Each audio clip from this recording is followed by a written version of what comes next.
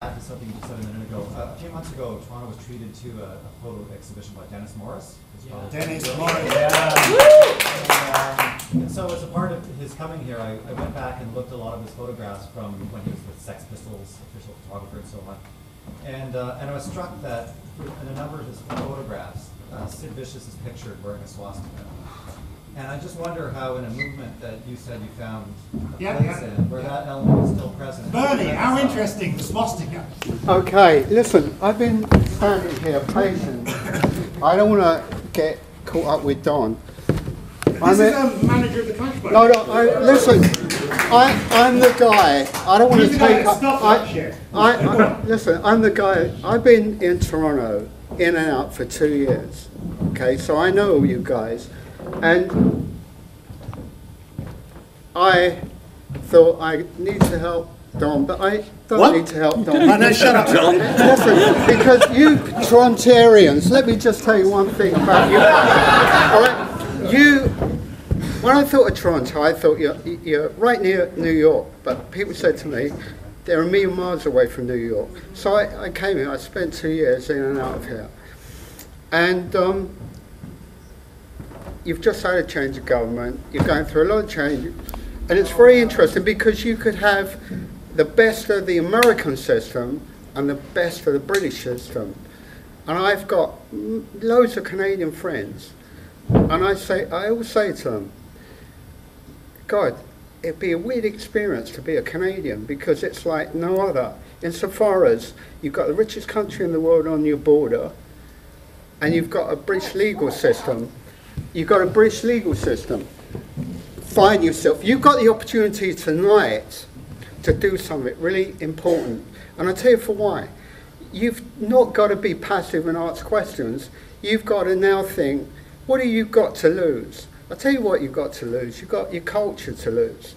Because without knowing it, you're speaking to a guy. I started the Sex Pistols. I started the Specials.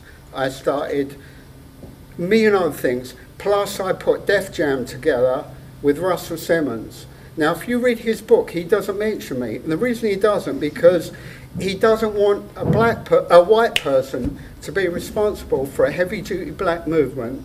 I also started acid jazz with Count Basie's people, Frank Foster in New York, okay? Now, how old are you?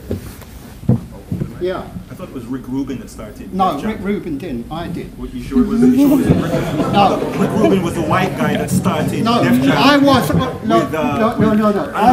I was. And I told Russell. Oh, no, you must be Rick. No, I told Russell that I don't want to work with him no more. Go and get another guy, and he got Rick. And he went to get Rick afterwards. But I set the whole thing up. But it doesn't matter. But the point is. Hold on, Bernie, bring it back to me. Bring it back to him. Yeah. But when I met Don, okay, he was looking really cool. He was. When he was. He was young. How old are you? 50 and loving it. Right. Well, he was like, how old? 16, 17? Yeah. A young kid. He's been cool ever since. All right. Hopefully, I've been cool ever since. All right. But let me just say one thing to you: that what we did a black and white thing together, and it was about a cultural thing, and if you were blind, it didn't matter because you got the feel of it, okay? Now what we're talking about, and all these questions are pertinent because they're all black and white. The fact is, that argument's over now, okay? It's gone. I have a friend, an actor called Matt Dillon. He had a film at Toronto Film Festival. It's a black and white thing. I think it's up for an Oscar. But that again is dealing with an issue that's already it's finished. Okay, let's move on. Right, when 2006, last time I saw Don was about 5 years ago. We're really close. But you guys here in a room with us too, and this is history because you could do something. As Don said, it's an active thing. Don't just. I was standing back there and I think, why are these people asking questions as if they were at school? Why don't they think, it's like, I knew Miles Davis. If he was around now, they'd call him a wife beater. In those days, he was a black guy that knew how to control his woman. It just shows you, but his music remains. Whatever you think about the guy, how he deals with his woman, it's a personal issue. But what we all have in common is that we need culture. And if you do not get up, I don't mean just go and see film, but demand for his film, demand for anything. If you do not demand for it, you won't get it. And then you'll be sitting there, and you'll be waiting, and you'll be waiting, and you'll be waiting. And when you're old and grey. Now, I don't know how old you are. I'm going to have to take the floor back from you. Yeah, take it. Yeah, I'm going to take it back. Anyway, that's Bernie Rhodes. Started the clash. No bullshit.